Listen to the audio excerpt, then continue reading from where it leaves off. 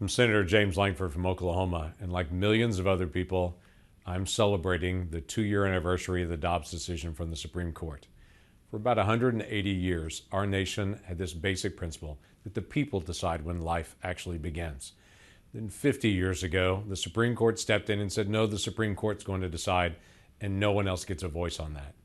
2 years ago, the Supreme Court stepped back in and said we were wrong. The people will decide about life. Now we have this national conversation again.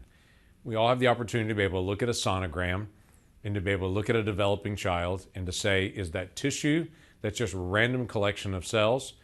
Or is that child in the womb sucking their thumb, stretching their legs and their feet out? Is that a baby? I believe when you look inside the womb, you don't just see a random collection of cells that are disposable. I think you can look inside the womb in a sonogram and to see a child that's valuable.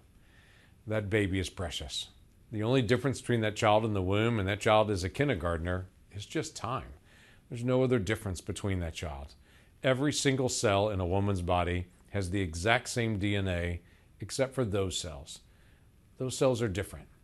It has DNA that's different than any other human being on the planet. They're unique because it's a brand new person that's there. So for all of us celebrating the value of every child, this is a good day to be able to look at it. And it's a day to keep the conversation going.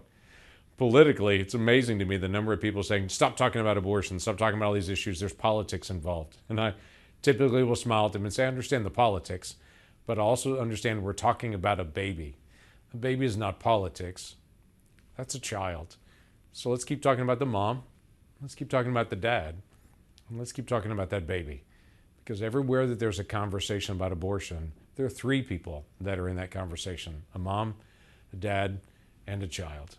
And I'm going to do whatever I can to be able to make sure all 3 of those voices are heard and respected, and that we as a nation speak out for those who can't speak for themselves. The value of the most vulnerable in our country, that child in the womb.